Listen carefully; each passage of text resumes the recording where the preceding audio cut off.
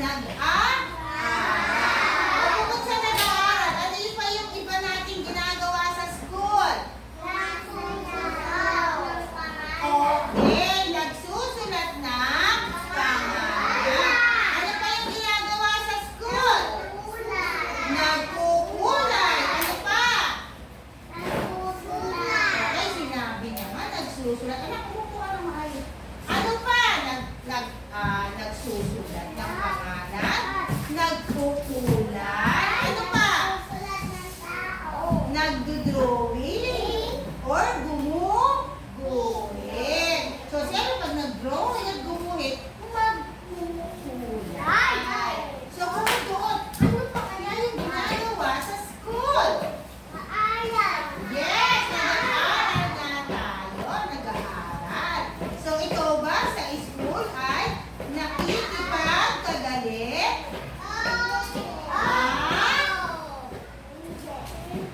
Hindi. So, yun yung hindi ginagawa. So, dapat hindi mo yun gagawin. Meron tayong basurahan. Tingnan nga yung basurahan. Ano yung ilalagay sa basurahan? Basura. Ibababa. Ilalagay lang ba sa basura? Saan ilalagay yung basura? So, hindi sa kung saan-saan. Siyempre, hindi kung saan-saan. Kailangan sa basurahan.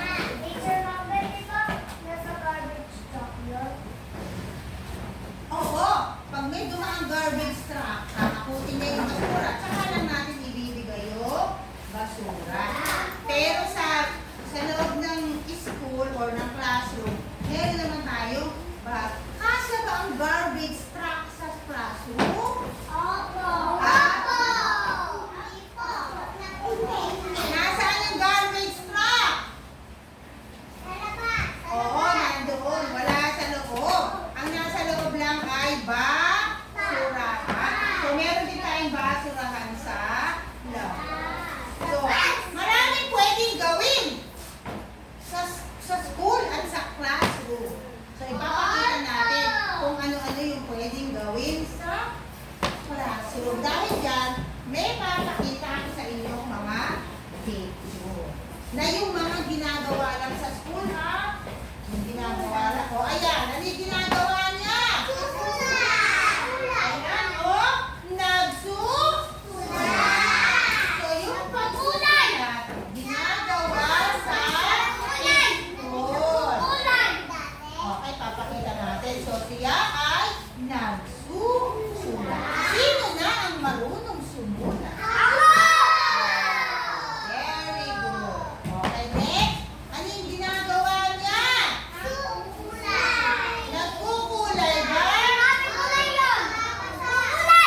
Ano yung ginagawa niya?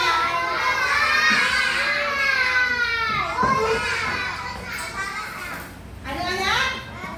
Nagbabasa. Nagbabasa. Nagbabasa, di ba?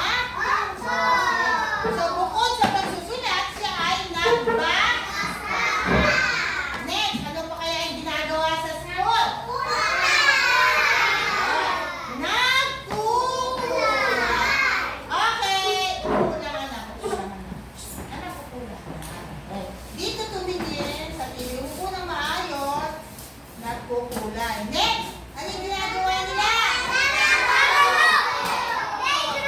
Naglalaro. Pwede sa labas. Pwede sa loob ng classroom. So, nagsusulat, nagbabasa, nagkukulay, naglalaro. So, ilan lang iyan sa mga ginagawa natin sa paaralan at sa silid-aralan.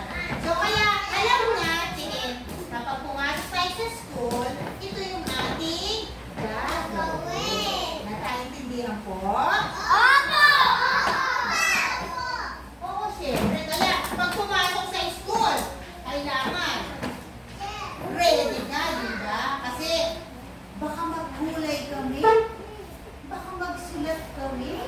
Naku!